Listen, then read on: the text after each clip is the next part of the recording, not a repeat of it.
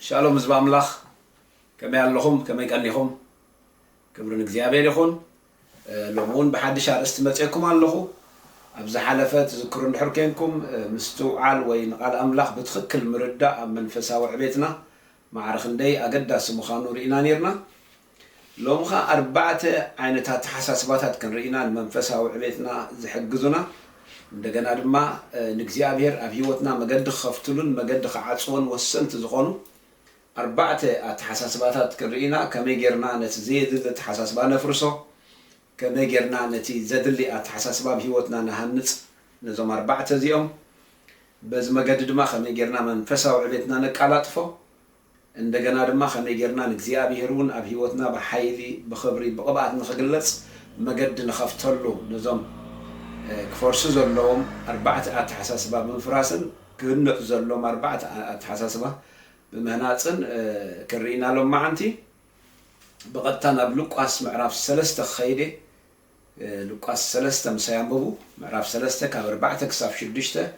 قوم ندابلنا منفس قدس بتزرد أنا هنقصلينا لوقاس معرف 3 كاب 4 كساف 6 كمتي أبقال مصحف نبي سياسة تصحفه كم زبل قال أواج نجاري أبرخز وج قدنا እግዚአብሔር ጽረጉ መገዱ ድማ አቅኑ ይብል ሉቃስ ካብ ትንቢት ኢሳያስ አምጺብ ዝዛረብ ደሎ قدنا እግዚአብሔር ጽረጉ መገዱ ድማ አቅኑ ክብል ከሎ ንሪኦ በኻሊ መገድ እንታይና ንርኢ ደለና እግዚአብሔር قدنا አለው እግዚአብሔር መገድ ለውና ባና ዝመጽሉ ልክ ከምት ንሕና ናብ ሓደ ቦታ ካብ ሓደ ቦታ ናብ ሓደ ቦታ ንመኻድ قدنا መገድን ዘድልየና እግዚአብሔር ድማ ካብ ሓደ ቦታ ናብ ሓደ ቦታ ንኸይድ قدنا يدلي مجد يدلي نا إخزيابير قدنا قاليو نا إخزيابير مجد دما قاليو قال إخزيابير كبرنا عملا يخون ده حال تقصح مشتن تايلو شنجرو زبالة لعلي بال كرانو الكربان دما تحتي بال كنان يقنع دنقور ست زبالة مجد يخون سقاز لبس خلو مدحان أملاخ كرئي أبقالي سقاز لبس خلو كبر أملاخ كرئي يولو ስለዚህ ታይሊ ዝጅምር ሽንጭሮ ዘበለ ልዕል ይበልት ናይ መጀመሪያ ተሐሳስባ ናይ ሽንጭሮ አተሐሳስባይ ናይ ሽንጭሮ አተሐሳስባ ከም ተቀድመ ዝበልኩ መገዲ ቃል አምላኽ እንዲሁ ናይ እግዚአብሔር መገዲ ቃል አምላኽ ናይ እግዚአብሔር ጎደና ቃል አምላኽ ድማ ጎይታ ኢየሱስ ክርስቶስ በዓሊ ክብርን እግዚአብሔር ይኹን ስለዚህ اتقال بعل قويتا يسوس كريستوسيو اتمجد قويتا يسوس كريستوسيو ناتنا منفسها معننتون يسوس كريستوسيو سلازي نا اغزيابير مجدي اب هيوتنا قويتا يسوس كريستوس بعلي نا اغزيابير مجدي اب هيوتنا اغزيابير نا هيوتنا خمص اغزيابير ني هيوتنا خبصها اغزيابير اب هيوتنا قباتن كبرن صغان حيلن نخغلص اتمجدي مجمريا انتايلني قال املاح يلنايو اتمجدي بعل قويتا يسوس كريستوس يلنايا مخنياتو وانجيل يوحنس معراف 1 كاب 1 كساب 5 قويتا يسوس كريستوسن قالون 1 اتقال قويتا يسوس كريستوس قويتا يسوس كريستوس تقال بعلي سلازي نا اغزيابير مجدي اب هيوتنا قال املاح نا اغزيابير مجدي وينا اغزيابير غودنا اب هيوتنا قويتا يسوس كريستوس بعلي منفسها ماننتنا بعلون قويتا يسوس كريستوس انتي متحازالو دحر كرينا ابزغن انتي بلالو سنچرو زبل العلي بل تناي مجمريا كستخاخل دلو املاخنا بيوتنا خمصن كبصحنا انت خوينا كم تزغبا بمنفساوي هيوتنا خنعب ندحر كوينو تناي مجمريا اب هيوتنا كستخاخل زلو مغدي نا شنچرو مغدي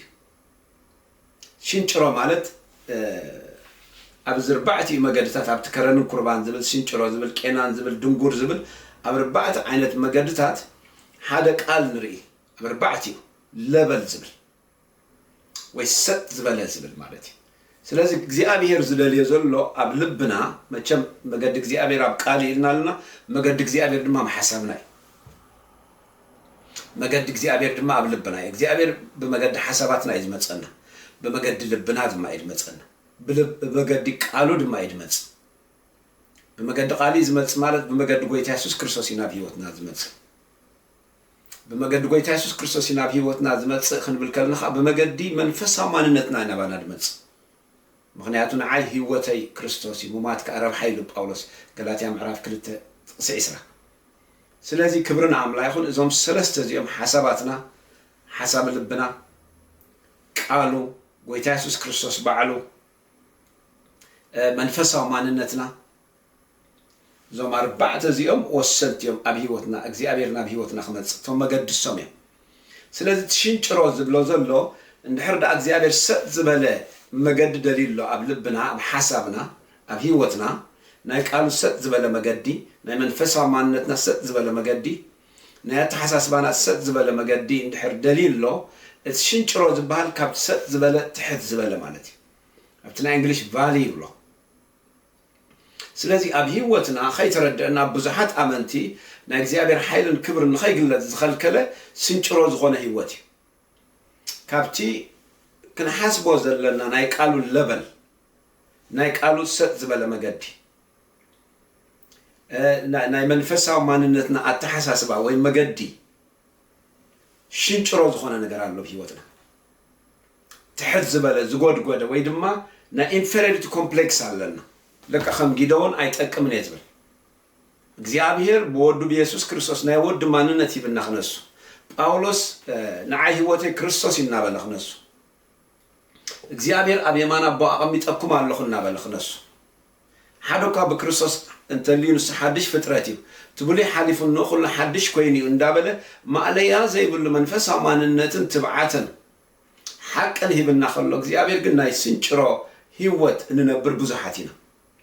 ናይ ስንጭሮ ኣተሓሳስባ ዘለና ብዙሓት ኢና ቫሊ ማለት እዩ ገዛ ርእስና ካብቲ ናይ ክርስቶስ ማንነት ኣውሪድና ንሪኣ ገዛ ርእስና ካብ ቃል ኣምላኽ ወፃእ ንሪኣ ኣምላኽ ዘይዋረደና ገዛ ርእስና ኣብቲ ሳብ ኮንሽስናትና ነዋርድ ርእስና ትሒትና ንርኢ ብትኽክለኛ ማንነትና ርእስና ዘይንርኢ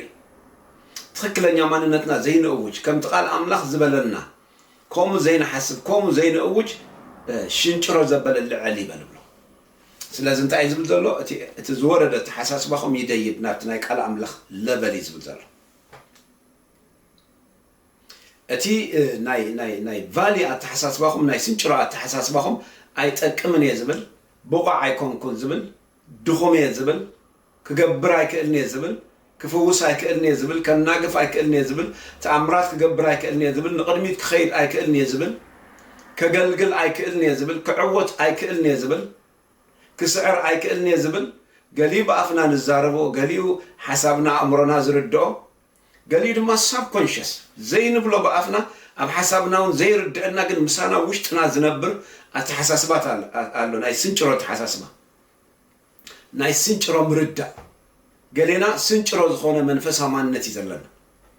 ገሌና ስንጭሮ ዝኾነ ክርስቶስ ኢና ንፈልጥ እቲ ምሉእ ክርስቶስ ኣይንፈልጦን ኢና እቲ ሂወትና ዝኾነ ክርስቶስ ኣይንፈልጦን ኢና እቲ ማንነትና ዝኾነ ክርስቶስ ኣይንፈልጦን ኢና ስለዚ እግዚኣብሔር ክሪኦ ከሎ ስንጭሮ ይብሎ ነቲ ተሓሳስባና ስንጭሮ ይብሎ ነቲ መንፈሳዊ ማንነትና ስንጭሮ ይብሎ ነቲ ዘለና ደረጃ ትብዓት ዘለና ደረጃ ምርዳእ ዘለና ደረጃ መንፈሳዊ ማንነት እግዚኣብሔር ስንጭሮ ይብሎ ቫሊ ይብሎ ትሕት ዝበለ ይብሎ ልዕል ክብል ኣለዎ ይብል እግዚኣብሔር ማዕረ ናይ ቃለይ ኣይኮነን ይብል እግዚኣብሔር ከም ቃለይ ኣይዛረቡን እዮም ይብል እግዚአብሔር ከም ቃለይ ኣይሓስቡን እዮም ይብል እግዚአብሔር ከም ቃለይ ኣይርኡን እዮም ይብል እግዚአብሔር ስለዚህ እዚ ስንጭሮ ዝኾነ ኣተሓሳስባ ካብቲ ለበል ናይ ቃል ኣምላኽ ዝወረደ ፍርሒ ዝወረደ ኣተሓሳስባ ዝወረደ ማንነትን ምርዳእን እግዚአብሔር ንቃሉ ብምንባብ ንቃሉ ብምርዳእ ንቃሉ ብምስትንታን ንቃሉ ብምእዋጅ ልዕል ከነብሎ ይደል እግዚአብሔር እቲ ኣብ ኣተሓሳስባና ዘሎ መገዲ እግዚአብሔር እቲ ኣብ ልብና ዘሎ መገዲ እግዚአብሔር እቲ ኣብ ቋንቋና ዘሎ መገዲ እግዚአብሔር ከምቲ እግዚአብሔር ዝደልዮ ጌርና ክንሃንጾ እግዚአብሔር ይደል ነቲ ጎድጊዱ ዘሎ ክንመልኦ ይደል እግዚአብሔር ነቲ ጎዲሉ ዘሎ ክንመልኦ ይደል እግዚአብሔር ነቲ ትሒቱ ዘሎ ክንምድምዶ ይደል እግዚአብሔር ብቃሉ ስለዚህ ከም መጀመርያ ከም ኢልና መንፈሳዊ ዕብየት ማለት ሲልና ንሕና ብክርስቶስ ሓደሽቲ ፍጥረት ስለ ዝኾንና ኣብ ሂወትና ዝዓቢ ነገር የለን ዝልወጥ ነገር እዩ ዘሎ ኢልና እሱ ድማ ሓደ ካብቲ ዝልወጥ ናይ ኣተሓሳስባ ለውጢ ኢልና ኣብ ዝሓለፈ ድማ መንፈሳዊ ምርዳእ መንፈሳዊ ምስትውዓል ኣብ ቃል ኣምላኽ ንቃል ኣምላኽ ብትኽክል ምርዳእ ማዕረ ክንደይ ኣገዳሲ ምዃኑ ርኢና ሎሚ ድማ ካብቶም ክልወጡ ዘለዉ ናይ መጀመርያ ኣተሓሳስባ እዚ ሽንጭሮ ዝኾነ ኣተሓሳስባ زورد التحساسبا ناي امنت زي كون التحساسبا ناي تبعت زي كون التحساسبا كم منفسها ماننتنا زورد التحساسبا قال املاح سلينا زي وجا التحساسبا ناي سنچرو ماننت ناي سنچرو التحساسبا ناي سنچرو قانقا ناي سنچرو مردا እግዚአብሔር ልዕል ይበል ብለና አለው ውጪ ብለና ንምንታይ ናይ ስንጭሮ አተሐሳስባ ሒዝካ በመንፈስ ክትዓቢ ትኸልኒኻ ንምንታይ ኣብ ናይ ስንጭሮ አተሐሳስባ እግዚአብሔር አይመጽኒ ክመጸካ ተኾይኑ መገድ ዳለወለ ይዝብለካ መንፈስ እግዚአብሔር ክመጸካ ተኾይኑ በመሰረቱ መንፈስ ቅዱስ አይመጽን እንዲው አባና ይዝነበር መንፈስ ቅዱስ አባና ይዝነበር አምላኽ አባ አውሽጥና ይዝነበር ግን በትዝርድና ቋንቋይና እንገልጾ ዘለና እቲ ዝግለጸሉ መንፈስ ቅዱስ አባና ዝግለጸሉ መገድ ግን አለ ኢና ንብልደልና ስለዚህ መንፈስ ቅዱስ በዚህ መገድ ዝናብ ህይወትና خመጽ ክግለጽ እንትኾይኑ ስንጭሮ ዝኽመል አለ ኢና ንብልደልና እዚ ቃል እዚ ዝተሐሳስባ እዚ ዝምርዳ እዚ ክመል አለ ኢና ንብልደልና ልዕል ክብል አለ ኢና ንብልደልና በቃል አምላኽ መሰረት ክብርና አምላኽ ስለዚህ መንፈስ ቅዱስ ኮም ይዝብል ናባኻ خመጽ ተኾይነ ስንጭሮ ዝኽመል አለ أبيوت كخجلت عند كوين إذا ما قد سخمل الله كبرين فوسين من نقافين كبقتين حيلين ملأتين أبغى خجلت سخين إذا سنجرز اللي على كبلان الله يزبلنا كلاي كرن قربان زبلة ما تحتي بالي بلنا إذا كرن قربان دم أزيد قال أملاخ بحر كوينه نحاسبه زلنا ست زبلة لبلات حساس بانا نايك قالوا مرداء تخينه ويمنفسها ما نتنا تخينه ويدما كريستوس أبانا تخين زلبل زي كرنن قربان دما كاول علا بينا نحسب ابتي اتحيتنا يتقمنينا نبل ابز دما እግዚአብሔር زي هابنا تحساسبا نايسب زخونه تعبيت نايسب زخونه ماننت ارغيت زخونه ناتنا تحساسبا ارغيت زخونه تمكحتي ارغيت زخونه ماننت كابنا كريستوس وصا زخونه تحساسبا كابنا كريستوس وصا زخونه قانقا كاب قالو وصا زخونه تحساسبا كرنن قربان بلو سدما تحتي بلو نابت اللبل ناي كريستوس يمصا اللبل ناي قال املاخ تحساسبا يمصا لبل ناي منفسه مردانا يمصا تحتي بل كبرن እግዚአብሔር ይሁን ካብት ደይብ ከያዘለኻ ትዕቢት ውረድ ካብት ደይብ ከያዘለኻ ኤዱኬሽን ውረድ ካብት ደይብ ከያዘለኻ ባህል ውረድ ካብት ደይብ ከያዘለኻ አርጊት ማንነት ውረድ ካብት ደይብ ከያዘለኻ ናይ ስጋትም ክሕት ውረድ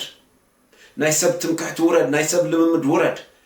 ካብ ናይ ገዛ እስኻ ተሐሳስባ ውረድ እግዚአብሔር ናይ ገዛ እስና ተሐሳስባ አይደለኒ ናይ ገዛ እስና ልምምድ አይደለኒ አረጊት ልምምድና አረጊት ተሐሳስባና አረጊት ማንነትና አይደለኒ ናይ ምድሪ ማንነትና እግዚአብሔር አይደለኒ እንታይዳ ናይ ክርስቶስ ናይ ወድ ማንነት አባና ናይ ቃሉ ማንነት አባና ክብርን እግዚአብሔር ይሁን ከረንን ቁርባን تحتي بل قبل كل نريو نايك قال لبل نورد ده حرب كرينا قرنطس تقيس والله سالساي كينان كا يقنع له قال املاخ اتمجدي لنا قنع ست زبل مجدي እግዚአብሔር ዝመጽል መገዲ እግዚአብሔር አብ ህይወትና ክብሩ ዝገልጽል መገዲ እግዚአብሔር አብ ህይወትና ፈውሲ ምንጋፍ ኃይሊ ቅብአት ክብሪ ብርሃን ዝገልጽሉ መገዲ ኃይል ዝገልጽሉ መገዲ ናይ ቃሉ ቁኑዕ መገዲ ቄናን ዘበለ ይቕናዕ እዩ ስትሬት ብሎት ናይ እንግሊሽ ክብርን እግዚአብሔር ይሁን ስለዚህ እንድሕር ዳኻብ ቃል አምላኽ ዝወፀ ተሐሳስባሎ በህይወትና ካብ ቃል አምላኽ ዝወፀ ምርዳእ እንተሎ ናይ ፊሎሶፊ ክኸውን ይኽእል ናይ ሳይኮሎጂ ክኸውን ይኽእል ናይ ዓለም ክኸውን ይኽእል ናይ ባህሊ ክኸውን ይኽእል ዘዕብየና ክኸውን ይኽእል አተሐሳስባተሎ ቄናን ብሎ መጽሐፍ ቅዱስ እዚ ቄናን አተሐሳስባ ድማ ንመንፈስ ቅዱስ ዝኸልክል እዚ ቄናን ካብ ቃሉ ወፃኢ ዝኾነ አተሐሳስባ ድማ ንመንፈሳዊ ዕቤትና ዝኸልክል ስለዚህ እንታይ ብሎ ይቕናዕ ብምንታይ ዝቐንዕ በቃል አምላኽ ክብርን እግዚአብሔር ይሁን ስለዚህና መጽሐፍ ቅዱስና መዓልታው ኸነንብቦ ዘለና ስለዚህና መጽሐፍ ቅዱስና ኽንርድኦ ዘለና ስለዚህና መጽሐፍ ቅዱስና ኸነስተንትኖ ዘለና ስለዚህና መጽሐፍ ቅዱስና ኽንእውጆ ዘለና ንምንታይ ኣብ ህይወትና ዘሎ ቄናና ተሐሳስባ መን ትቐንዕ ንምንታይ እዚ ቄናና ተሐሳስባ እግዚአብሔር መንፈስ ቅዱስ ኣብ ህይወትና ኃይሉን ክብሩን ከይገልጽ ይኽልክል ስለዘሎ ንእግዚአብሔር ዝኽልክሎ ኩሉ ግዜ ተሐሳስባ ንእግዚአብሔር ዝገልጽ ህይወትና ድማ ተሐሳስባ ስለዚህና መንፈሳዊ ዕቤት ዝበሃል የለን ንብል ደለና መንፈሳዊ ለውጢ ንብል ደለና ሓደ ካብቲ መንፈሳዊ ለውጢ ድማ ኣተሓሳስባ ኢልና ከም ቃሉ ምሕሳብ ክብሪ ንእግዚአብሔር ይኹን ራብዓይ ድንጉር ዘበለ ሰጥ ድንጉር ሰጥ ዝበለ መገዲ ይኹን ይብለና ኣብቲ ናይ እንግሊሽ ራፍ ይብሎ ራፍ ክብሪ ንእግዚአብሔር ይኹን መገዲ ዝሰርሑ ይፈልጡ እዮም ኩሉ ግዜ ንኹሉ ንመኪና ይኹን ንብሽክለታ ይኹን ንኣጋር ይኹን ንኹሉ ነገር ኣብ ሓንቲ ሃገር ኣብ ሓደ ከተማ መገዲ ምቹእ ክኸውን ድሕሪ ኮይኑ ራፍ ክኸውን የብሉን ሓርፋፍ ዝበሃል ክህልዎ የብሉን ጎዳኢ እቲ ሓርፋፍ ሰብ ክኸደሉ ኣይደልን ንሓርፋፍ እግሪ ጎማ ናይ መኪና ይጎድእ ብሽክለታ ይጎድእ ኣጋር ይጎድእ ንመገዲ ምቹእ ኣይኮነን ሓርፋፍ መገዲ ስለዚ እንታይ ኢልዎ ድንጉር ዘበለ ሰጥ ይበል ክብሪ ንእግዚአብሔር ይኹን ኣብ ሂወትና ድማ ዘሰይም ድንጉር ዝኾነ ተሓሳስባ ኣሎ ሰብ ብቃል ኣምላኽ ኣተሓሳስቡ ስሙዝ እንድሕር ዘይኮይኑ ሰብ በቃል ኣምላኽ ኣተሓሳስቡ ለበል ዘይኮይኑ ሰብ መጽሓፍ ቅዱስ ዘየንብብ ተኾይኑ ሰብ መጽሓፍ ቅዱስ ብትኽክል ዘይርድኦ ተኾይኑ ሰብ ንመጽሓፍ ቅዱስ ዘየስተንትኖ ተኾይኑ ኣማኒ ንመጽሓፍ ቅዱስ ዘይእውጆ ተኾይኑ ድንጉር ዝኾነ መገዲ ዘሎ ሂወቱ ንኣምላኽ ዘይምችእ መገዲ ንሰብ ዘይምችእ መገዲ ንመንፈስ ቅዱስ ዘይምችእ መገዲ ንመንፈሳዊ ዕቤት ዘይምችእ መገዲ በተሓሳስቡ ዘሎ ንመንፈስ ቅዱስ ዘይምችእ መገዲ ኣብ ልቡ ዘሎ ንመንፈስ ቅዱስ ዘይምችእ መገዲ ኣብ ኣዘራርቡ ዘሎ ከምኡ ኸ ሓደ ግዜ ሰባት ዘይምችኡና ኣተሓሳስቦም ኣይምችአና ኣጠማምጦም ርድኦም ዘይምችአና ኣዘራርቦም ሂወቶም ዘይምችአና ንምንታይ ድንጉር ዘበለ ሰጥ ይበል ስሙዝ ይኹን ሓርፋፍ ዘበለ ሰጥ ይበል ብኸመይ ብቃል ኣምላኽ ልካ ከምቲ ክኢላ ነዳቃይ ገዛ ካሃንፅ ከሎ እንድሕር ዳ ቫሊ ሸለቆ ወይ ሽንጭሮ እንድሕር ረኺቡ እንታይ ዝገብሮ ይመልኦ ኮረት እምኒኻ ትመልኦ ናይ ነዳቃይ ስራሕ እዚ ከረንን ቁርባን እንተኾይኑ ኸ ይቆርፆ ይምድምዶ ቄና እንተኾይኑ ኸ የቕንዖ ድንጉር እንተኾይኑ ኸ ሰጥ የብሎ ናይ ነዳቃይ ስራሕ ጳውሎስ ማስተር ቢልደር ኢልዎ ኣሎ ብልሓተኛ ሃናፂ ኢልዎ ኣሎ መንፈስ ቅዱስ ኣባና ብልሓተኛ ሃናፂ እግዚአብሔር ኣባና ብልሓተኛ ሃናፂ ቃሉን እንዳገለጸ ከም ብልሓተኛ ሃናፂ ተኾይና ክንሃንጽ ይገብረና ንእግዚአብሔር መገዲ ከነዳሉ ሽንጭሮ ልዕል ከነብሎ ከረንን ቁርባን ትሕት ከነብሎ ቄናን ከነቕንዕ ድንጉር ዘበለ ሰጥ ክንብል ንምንታይ እግዚአብሔር ክመጽእ እግዚአብሔር ክብሩ ክገልጽ እግዚአብሔር ሓይሉ ክገልጽ እግዚአብሔር ቅብኣቱ ክገልጽ እግዚአብሔር ፈውስ ክገልጽ እግዚአብሔር ምንጋፉ ክገልጽ እግዚአብሔር ሓይሉ ክገልጽ እግዚአብሔር ምልአቱ ክገልጽ ኣብ ሂወትና ምንቲ ክብርና ኣምላኽ ይኹን ኣብ ካልኣይ ቆሮንጦስ ከምኡ ይብል ካልኣይ ቆሮንጦስ ምዕራፍ 10 ካብ 4 ጀሚር ማለት እዩ እስከ ቅድሚ ምቕጻልና ሓንቲ ደቂቕ ክጸልይ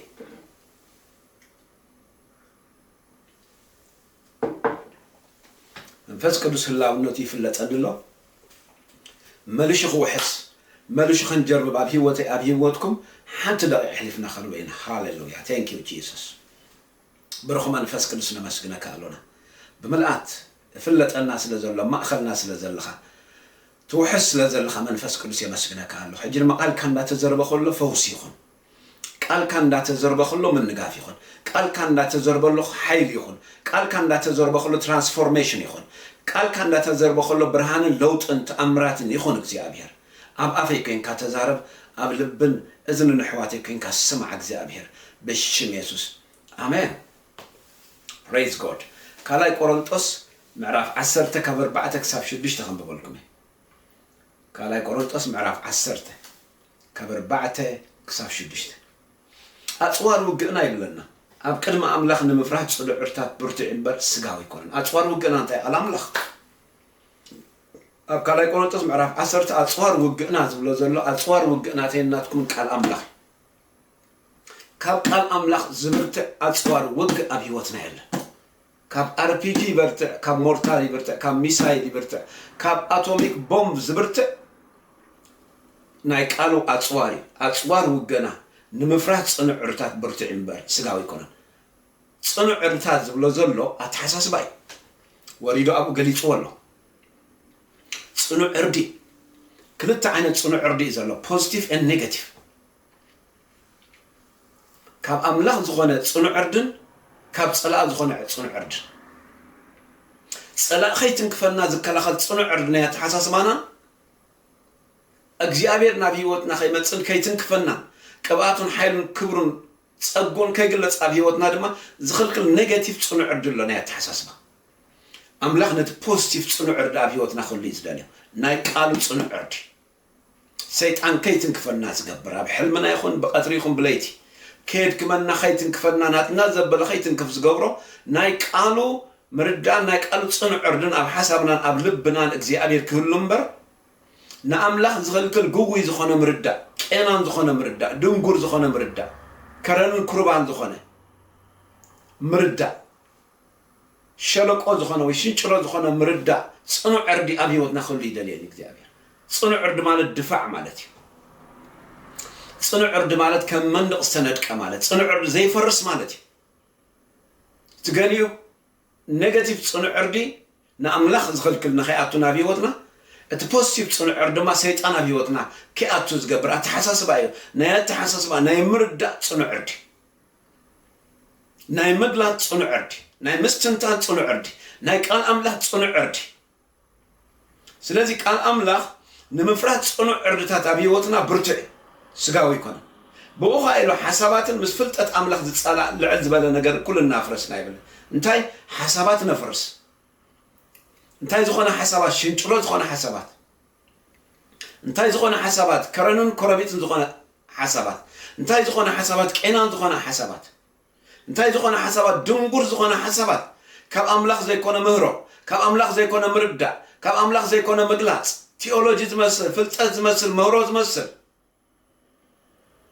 بوخ حسابات نبلنا مسفلتة أملاخ تتسألع مسفلتة أملاخ تتسألع تيولوجي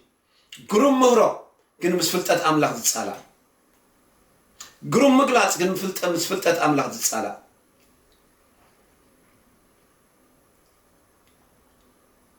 قرم أزرار بقى الأملاخ كن مسفلتة أملاخ تتسالع لعل زبالة كرنون كربيت زبالة حمتي مالتي صنو عرجيسي كم أزخل كلا في وطنا من نقاف زخل كله ما عليها زي بلو سبكتن فلتتن قرط أمتمني أملاخ نايك على أملاخ قد كباز زخل كله فوس زخل كله من نقاف زخل كله حين أملاخ زخل كله كبر أملاخ زخل كله ناي تيولوجي معات ناي فلتت معات ناي سبكت معات ناي تمرت معات قناخة أنصار كبات أنصار حيلي أنصار فوسي أنصار من نقاف نزي فرسيل كل أمره أنا مأزاز كريستوس نمارخل لينا يبل أمره نمأزاز كريستوس كمارخله أموداتها تقيس والله أمره نمأزاز كريستوس تزي تماريخه بتيولوجي زي كونس جيجا تيولوجي يزبز الله خمر كنا تيولوجي خاله بنايسب مهرون بنايسب فلتاتن سبكاتن تيولوجي دي كونس بقال أملاخ مقلات بتخد لنا برهان قال أملاخ أمره نمأزاز كريستوس كم مارخ كله زي ما إزاز زبلخ قطعي زي جمر زي ما إزاز ساي أغاننتي زي ما إزاز ساي سيطان زي ما إزاز ساي حمام شقر سألمات ما إزازكم مستفد سماو لنت زي ما إزاز زبلخ كلهم قطع تدالينا لنا يبل ماس كله أمرون ما إزاز كريستوس مستمارخ أملاخ بأمرنا مقدم سرخبه أملاخ مرد أنا مقدم سرخبه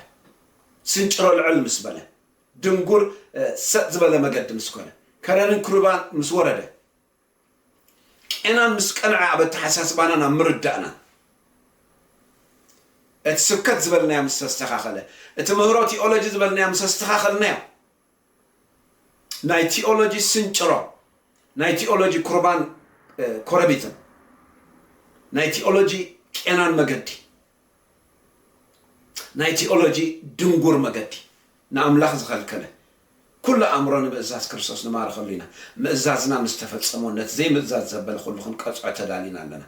أب فيليبين كم زيب لنا فيليبين معرف 4 بالسرفس حواتي حق زبله رزنات زلو زبله نصه زبله تفتاو زبله صبق ورا زلو زبله قال دقنا تخين قال نقد تخين بزح صبيب لنا مصحف قدسنا نبب النحسبه ما تخمرت መጽሐፍ ቅዱስ ንንብ ከም ተአምላኽ ዝሓስቦ ምእንቲ ክንሓስብ እዩ ምኽንያቱ ኣብ መንፈስና ናይ ክርስቶስ እምሮ ኣለና ይብል ቃል ኣምላኽ ቀዳማይ ቆሮንቶስ 2:16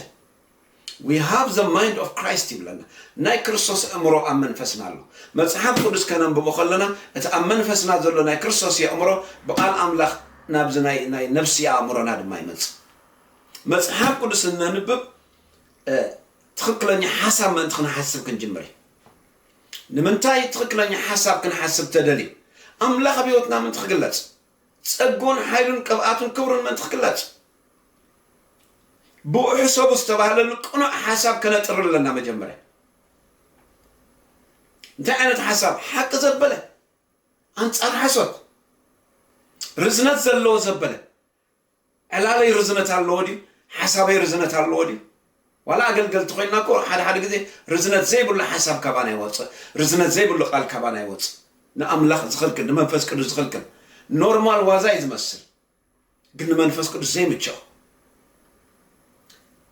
መንፈስ ቅዱስ ኣይትዋዘ ይብለና ዲ ኣይትስሓቁ ኣይትተሓጎሱ ኣይብልን መንፈስ ቅዱስ ግን ርዝነት ዘለዎ ዘበለ እዩ ቅኑዕ ዘበለ ሓሳብ እዩ ንጹህ ዘበለ ሓሳብ ተፈታው ዘበለ ሓሳብ ጽቡቕ ወረ ዘለዎ ሓሳብ ደግነት ዘለዎ ሓሳብ ንእዶ ዘለዎ ሓሳብ በዚ ሕሰቡ ክብለና ንርኢ ናይ መወዳእታ ከንበበሞ ክንውዲእና ክንጽልየ መወዳእታ እዚ ናይ ኣምላኽ ዘይኽብር ንኣምላኽ ክብሩን ሓይሉን ኣብ ህይወትና ዝኸልክለ ተሓሳስባ ክፈርስ ጽኑዕ ዕርዲ ክፈርስ ሓድሽ ኣተሓሳስባ ንእግዚኣብሔር ክንነድቕ ሓድሽ መገዲ እግዚኣብሔር ዝግለጸሉ መገዲ ኣብ ሓሳብና ኣብ ልብና ክንነድቕ ክንጅምር ክጽልየ መወዳእታ ዕብራውያን ምዕራፍ 4 ከንብብ ካብ 12 ክሳብ 13 ዕብራውያን ምዕራፍ 4 ካብ 12 ክሳብ 13 ክብርና ኣምላኽ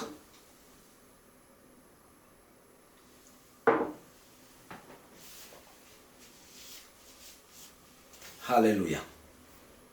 ዕብራውያን ምዕራፍ 4 ካብ 12 ክሳብ 13 ቃል ኣምላኽ ሕያውን መስለጥን ይብለና እዚ ነንብቦ ዘለና ፊደል መሲልና ኖርማል ንንብቦ ቃል ሕያው ይብለና ቃል እግዚአብሔር ካልኣይ ድማ መስለጢ ይብለና ቀዳማይ እንታይ ሕያው ህይወት ኣለዎ ቃል ኣምላኽ ካልኣይ ድማ መስለጢ ይብለና ክብርን እግዚአብሔር ይኹን ኢየሱስ ጎይታ ነተሓሳስባና ህይወት ዘስልጥ ድማ እንታይ ደስልጥ መገድን እግዚአብሔር ኣብ ሓሳብና ንኸነዳሉ ዘስልጥ ቃል እግዚአብሔር መገድን እግዚአብሔር ኣብ ልብና ንኸነዳሉ ስንጭሮ ዘበለ ልዕል ከብል ኮረቤትን ኩርባን ድማ ትሕት ከብል ቄናን ከቕንዕ ድንጉር ሰጥ ከብል ዘስልጥ ቃል ኣምላኽ ኣብ ህይወትና ካብ ክልተ ዝኣፉ ሰይፍ ይበልሕ ኢልዎ ነፍስን መንፈስን መፈላለይ ኣካላትን ኣንጉዕን ክሳዕ ዝፈሊ ዝሰጥም ኣብ ምሕላንን ሓሳብ ልብን ከዓ ዝፈርድ ኢልዎ እንታይ ኢልዎ ነፍሲ መንፈስ መፈላለይ ኣካላትን ኣንጉዕን ክሳዕ ዝፈላሊ ይሰጥም ኢልዎ ንኣምላኽ መገዲ የዳሉ ኢልዎ ንቓል እግዚአብሔር ነፍስና ኣተሓሳስባና እዩ ነፍስና ልብና እዩ ስለዚ እንታይ ኢልዎ የኣቱ ቃል ኣምላኽና ውሽጥና ይሰጥም የስልጥ የዳሉን እግዚአብሔር መገዲ የዳሉን እግዚአብሔር ንመንፈስ ቅዱስ መገዲ እግዚአብሔር ክብሩን ሓይሉን ኣብ ህይወትና ምእንቲ ክገልጽ ስለዚ መጀመርያ ኣብ ነፍስና ይሰጥ ኣብ ስምዒትና ይሰጥም ኣብ ተሓሳስባና ይሰጥም ኣብ ነፍስና ተሓሳስባ ኣሎ ስምዒት ኣሎ ውሳኔ ወይ ፍቃድ ድማ ኣሎ ስለዚ ይሰጥምና ኣብ ነፍስና ንእግዚአብሔር መገዲ ኸዳሉ ኣምላኽና ኣብ ህይወትና ምእንቲ ክመጽእ ኣምላኽ ኣብ ህይወትና ክብሩን ሓይሉን ምእንቲ ክገልጽ እዚ ሎሚ ዘካፍለኩም ዘለኹ ቅብኣት ኣብ ህይወትኩም ዝግለጸሉ መገዲ ሓይሊ ኣብ ህይወትኩም ዝግለጸሉ መገዲ ክብሪ ናይ እግዚአብሔር ኣብ ህይወትኩም ዝግለጸሉ መገዲ ኣምላኽ ብምልኣት ኣብ ህይወትኩም ዝግለጸሉ መገዲ እዩ እዚ 4 መገድታት ዝንሕራ ኣስተኻኺልና እንደገና መንፈስና ናይ እግዚአብሔር መገዲ ንሕና ሰብ ትሪፓርታይት እንዲ ሰብ ሰለስተ ክፋል እዩ ዘሎ ልክዕ ከምቲ ናይ ብሉይ ኪዳን ቤት መቕደስ ኣብቲ ድንኳን ምርኻብ እግዚአብሔር ምስ ህዝቡ ዝራኸበሉ ድንኳን ቴምፕል ወይ ድማ መቕደስ ኣምላኽ ኣብ ብሉይ ኪዳን ኣፀዳ ኣሎ ቅድስቲ ኣሎ ቅድስተ ቅዱሳን ኣሎ ኣባና ድማ መንፈስ ኣሎ ነብስ ኣሎ ስጋ ኣሎ እቲ ቅድስተ ቅዱሳን መንፈስና እዩ እቲ ቅድስት ነብስና እዩ ስምዒትና ቅድስቲ ኣተሓሳስባና ቅድስቲ ውሳኔና ወይ ፍቃድና ቅድስቲ ስጋና ድማ ኣፀዲ ስለዚህ ነዚ ኩሉ ቃል አምላኽ ዝሰጥም በዚ ኩሉ ቃል አምላኽ ዝሓልፍ ብመንፈስና ብነፍስና ብስጋና ንምንታይ ንእግዚአብሔር መገዲ ክዳሉ ንምንታይ እግዚአብሔር ኣብ መንፈስና ጥራይ ኮነ ዝሓድር እግዚአብሔር ኣብ ቅድስተ ቅዱሳን ጥራይ ኮነ ዝሓድር መንፈስና ቅድስተ ቅዱሳን ኢልና ኢና ናይ መብዛሕትና ኣመንቲ እግዚአብሔር ክብር ዘይገልጸሉ ምክንያት ኣብ ቅድስተ ቅዱሳን ጥራይ ስለ ዝነብር ኣብ መብዛሕቱ ኣማኒ መንፈስ ቅዱስ ኣብ ቅድስተ ቅዱሳን ጥራይ ዝነብር ኣብ ህይወትና ማለት ኣብ መንፈስና ንምንታይ ኣብ ቅድስተ ኣይፍቀድናሉን ኣብ ነፍስና ኣይፍቀድናሉን ኣብ ስምዒትና ኣይፍቀድናሉን ኣብ ውሳኔና ንመንፈስ ቅዱስ ኣይፍቀድናሉን ኣብ ኣጸድና ኣብ ስጋና ንመንፈስ ቅዱስ ኣይፍቀድናሉን ንክርስቶስ ምስተቀበልና ንመንፈስ ቅዱስ ስለ ዘፍቀድናሉን ኣብ መንፈስና ኣትዩ ናብ ቅድስተ ቅዱሳን ናይ ህይወትና ካልኣይ ፍቃድ የድልየን መንፈስ ቅዱስ ናብ ነፍስና ስምዒትና ውሳኔና ሓሳብና ክቆጻጸር መንፈስ ቅዱስ ፍልጠትና ክቆጻጸር መንፈስ ቅዱስ ትምህርትና ክቆጻጸር መንፈስ ቅዱስ ምርዳእና ክቆጻጸር መንፈስ ቅዱስ ሳልሳይ ፍቃድ የድልየ መንፈስ ቅዱስ ስጋና ክቆጻጸር ምክንያቱ መንፈስ ቅዱስ ኣብ መንፈስና ይሓድር ኣብ ነፍስና ይሓድር ኣብ ስጋና ድማ ይሓድር ኣብ ቅድስተ ቅዱሳንና ይሓድር ኣብ ቅድስትና ይሓድር ኣብ ኣጸድና ይሓድር praise God ብዙሓት ናይ እግዚአብሔር ሰባት ብምልአት እግዚአብሔር ኣብ ህይወቶም ተገሊጹ እትሪእዎ ኢዶም ከንብሩ ከለው እግዚአብሔር ከም ዘንብር ልክ ክፍወስ ከሎ ሰብ ኢዶም ከንብሩ ከለው እግዚአብሔር ከም ዘንብር ሰባት ክናገፉ ከለው ኣብ ስጎም ሓይሊ ክግለጽ ከሎ ትሪእዎም ናይ እግዚአብሔር ሰባት እንኮላይ ኣጸድ ስጎም መንፈስ ቅዱስ ስለተቆጻጸረ እንኮላይ ኣጸድ ስጎም እግዚአብሔር መገዲ ስለ ዝረኸበ ክብርን እግዚአብሔር ናይ ተሓሳስባና ለውጥ ኸም ይዝገብር ንኣምላኽ ኣብ ኣጸድና መገዲ የዳልወሉ ኣብ ቅድስትና መገዲ የዳልወሉ ኣብ ቅድስተ ቅዱሳንና መገዲ የዳልወሉ ንእግዚአብሔር ወይ ድማ ንቃሉ ንኽሰጥም ናብ መንፈስ ነፍሲ ስጋ የፍቅደሉ ማለት እዩ ምርዳእ ኸም ዝገብር ምርዳእ ንቃል ኣምላኽ ዘስጥሞ ኣብ መንፈስ ነፍሲ ስጋ ትክክለኛ ምርዳእ ትክክለኛ ምስትውዓል ኢየሱስ ጎይታይ ስለዚህ ኣብ ምሕላንን ሓሳብ ልብን ነፍሲ መንፈስ መፈላለዩ ኣካላትን ኣንጉዕን ክሳዕ ዝፈሊ ይሰጥም ኢሉ ኣብ ስጋን ኮላይ ስለ ዝሰጥም ቃል ኣምላኽ እዩ ስጋና ፈውሲ ዝረክብ ስጋና ብጥዕና ይነብር ምዕራፍ 4 ምሳሌ ኸም እዩ ዝብሎ ንዕፅምትና ንስጋናን ሜዲሲን ይብሎ ቃል ጥዕና ይብሎ ኣብ ምሕላንን ሓሳብ ልብን ከዓ ዝፈርድ እዩ ምሕላን ሕልና ሓሳብ ልቢ ሕልናናን ሓሳብ ልብና ናይ እግዚአብሔር መገዲ እቲ ቀናን ንብሎ ዘለና ንሲ ስንጭሮ ንብሎ ዘለና ንሲ ድንጉር ንብሎ ዘለና ንሲ ከረንን ኮረቢትን ንብሎ ዘለና ንሲ እቲ ሕልና እዩ እቲ ሓሳብ እቲ ልቢ እዩ እቲ ምህቃን እዩ እቲ ምሕላን እዩ ቃል ኣምላኽ ይሰጥም እቲ ጸብጻብ ንውኽ ኣብ ቅድሚ ዓይኑ ጋህ ዝበለን ቅልዑን ይብሎ ንእግዚአብሔር ጸብጻብ ክንህብ ኢና ብንሓስቦ ብንዛረቦ ኩሉ መወዳእታ ወላ ብጸጋ ንድሓንዳ እምበር ጸብጻብ መሃብና ይተርፍን እዩ ኣብ ቅድሚ ጸብጻብ ንህቦ ድማ ኣብ ቅድሚ ዓይኑ ኩሉ ጋህ ዝበለን ቅንዑን እምበር ኣብ ቅድሚ ዝሕባእ ፍጡር የለን ኣብ ቅድሚ ቃል ኣምላኽ ዝሕባእ ፍጡር የለን ቃል ኣምላኽ ኣብ ህይወትና ኣምላኽ ቃል ኣምላኽ ኣብ ህይወትና ክንርድኦ ከለና ክነስተውዕሎ ከለና ቃል ኣምላኽ ብትክክል ክበርሀልና ከሎ ልክዕ ከም ኣምላኽ ኮይኑ ኣብ ህይወትና ኦፕሬት ይገብር ነቲ ቃል ጸብጻብ ንህቦ ኣብቲ ቃል ህይወትና ኩሉ ጋህ ዝበለ ይኸውን ቁልዕ ይኸውን ኣብ ቅድሚ ዓይኒ ቃል ኣምላኽ ዝሕባእ የለን ቃል ኣምላኽ ዓይኒ ኣለዎ ምክንያቱ ቃል ኣምላኽ በዓል እዩ ኣብ ቅድሚ ዝሕባእ ፍጡር የለን ይብለና ክብርን እግዚአብሔር ይኹን ስለዚ ሎሚ ነዞም 4 ተሓሳስባ ከነስተኻኽሎም ኣለና ስንጭሮ ዝኾነ ኣተሓሳስባ ከረንን ኩርባን ዝኾነ ተሓሳስባ ቄናን ዝኾነ ተሓሳስባ ድንጉር ዝኾነ ተሓሳስባ ብቃል ኣምላኽ ሰጥ ክብል ኣለዎ በቲ ክርስቶስ ዝሃበና መንፈሳዊ ማንነት ሰጥ ክብል ኣለዎ ኣምላኽ ኣብ ህይወትና መገዲ ክረክብ ኣለዎ ንጸሊ ብሩኻት ኢኹም ንስኹም ክብርና ኣምላኽ ይኹን ጽኑዕ ዘበለ ህይወትኩም ክፈርስ ንኣምላኽ ዝኸልከለ ኣዘራርባ ንኣምላኽ ሓደ ሓውሲ ኣገልጋሊ እንድነሩ መምህር ናይ መጽሓፍ ቅዱስ እዩ ና ብዙሓት ሰባት እንታይ ይብሉኒ ክሰምዖ ይደልዩ مساتي السبزي كمهر كسبخ كله بتعم أتراكتيفي قلنا انتهي بلوني كسمع إذا اللي سمع عدم معنا السباح قلنا انتهي بالكم زلو أيردأنني بلون exactly لوم زمهركم زلو خيسي السب كاريزماتيك خون خولي مساتي أزرار بخم مستأكا خلي أما وداتا قلنا انتهي تماهير انتهي زبل زلو تلك أيردأكاني لمن انتهي سنشرو زبلا لعل كبل زلو قالو مالتي بسحوزي كرانو قربان تحت كبل قالو مالتي حتى حساسبا كقنع زقبوك أنا نقرأ له مالتي أبتت مرتب تتحساسبا دنقل ست كبل له مالتي سلازي إذا صنع عرضزي كابزرار وهم كابعلالكم كابت حساسبهم كامردهم كفرس نأملخ بهزب بلا تحساسبا نأملخ بهزب بالقوانقوا ما قد زخفت كتزارب خلهم سن منفس كرس ما قد زخفت كتحاسب خلهم سن منفس كرس ما قد زخفت أبيوتكم كبرون حيل كبقات زقلت أتحساسبا أبيوتكم كمت نزمانات زتعرضت صنع عرض خفرس نزمانات زتعرضت تحساس بخفرس كتصلي كم بحدش እግዚአብሔር ቃልኹም መረኩ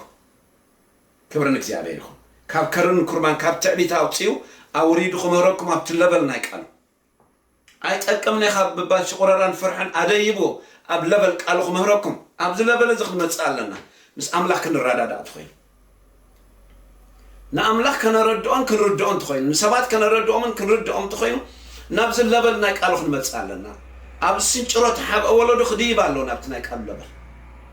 أبزي تخوريت زلو كربان كوربيت بتعبي تقميت زلو جنريشن كورد اللو نبزناي قالو لبل أب كينان سبكتن موران مردان زلو جنريشن كقنع اللو بقالو أب حرفاف دنقور مرد أنا تحساس بان قوان زلو أماني كمتصالو ناب لبل نايقال كبرن እግዚአብሔር ይኹን ማስተር ቢልደር ሲድሊናሎ ብልሓተኛ ሃነት ሲድሊናሎ ስንጭሮና ልዕል ዘብሉ ከረንን ኮረቢትና ትሕት ዘብሉ ቄናና ዘቕንዑ ድንጉርና ሰጥ ዘብሉ በቃል ኣምላኽ ኣብ ልብና ኣብ ተሓሳስባና ኣብ ቋንቋና ኣብ ምርዳእና ኣብ ዕላልና ዝሰርሑ ማስተር ቢልደርስ بالحاتن يهانت سيدلينا الله حنت داي كنصلينا هاليلويا منفس قدس الله ما اخذنا ثانك يو جيسس برغم منفس قدس تمسكن بحيل اما اخذنا سلازلخ منفس قدس تمسكن حج دما نحواتي كتنكفهم تصليانو صنع زبلخ بحسابن كفرس እግዚአብሔር ንኸይ ርድኡኻ ቃልካ ንኸይ በሙ ንኸይ ጽልዩ ንኸይ ሰምዑኻ ንኸይ ዓብዩ እግዚአብሔር ቅብኣታ ቢወቶም ኃይል ጸጋ ኸይግለጽ ትራንስፎርም ኸይኮኑ ዝኸልከለ ንዘመናት ኣብ ሓሳባቶም ኣብ ልቦም ዝዓረረ ተሓሳስባ ብሽም ኢየሱስ ዝፈረሰ ኸውን ጽልይ ኣለኹ ሰይጣን ዝተኸለ ሁሉ ክንቀላ ቢወቶም ጽልይ ኣለኹ ብጎይታ በኢየሱስ ክርስቶስም ስንጭሮ ዘበለ ኣይጠቅምን ዝብል ሽቁረራን ፍርሕን ኣይረብሕን ዝብል ኩሉ ብሽም ኢየሱስ ይምላእ ቢወቶም ناب لبل قال كاين صاب غويتا بيسوع كريستوس تعبي زبل ربان قربان كوربيتن بشم يسوع كريستوس ابيوتم لبل كون كور تحت قبل تصلي الله كينان زبل بيوتم بشم يسوع قنع تصلي الله دنقور زبل ست قبل بقال كا እግዚአብሔር ትክክለኛ ናይ ቃል ካምርዳ ኣብ ሐሳባቶም ኣብ ልቦም ከውን تصلي الله حاو منفس ቅዱስ ይብላልኹ ቢወትኩም بشم يسوع السات منفس قدس يبلالله حوي منفس قدس يبلالله حوي منفس قدس يبلالله اب حسابكم اب لبهم حوي منفس قدس بشميس ناي صلوت غلبتا بيوتكم يمصا ناي قال مردا غلبتا بيوتكم يمصا برهان اب امرهم برهان اب لبهم يمصا بشميس حسابكم يفوس امرهم يفوس لبهم يفوس علالكم يفوس بشميس نزمنات صنح ازراربان علالن كله تحساسبان صنع زبل بشميس يفرس بشميس يلوت بشم يسوس يفوس حدش برهان قال أملاخ حدش مردع قال أملاخ بشم يس منفس يتهم ناب أمرهم منفس يتهم ناب لبهم منفس يتهم ناب علالكم ناب قانقهم بشم يسوس ناي سقا فوس يخون ناي منفس نفسي فوس يخون ناي نفس فوس يخون بشم يسوس مقدس لبهم قدس ناي لبهم يفوس قدس ناي نفسكم يفوس قدس تقدسان ناي منفسكم يفوس أتصدنا يسقاكم يفوس بشميس بيتكم يفوس برهاني بلالله حوي بلالله فوسي بلالله حيلي بلالله ترانسفورميشن بلالله من نقاف بلالله من ردعي بلالله طبابي بلالله حيلي بلالله فوسي بلالله بشميسوس حو منفس قدسي بلالله بشميس حو منفس قدسي بلالله قبعاتي بلالله صدقاي بلالله من نقافي بلالله بالشمس برخاتكم آمين ساقست قوي أوش تايكوين زعي ساقست قوي أوش تايكوين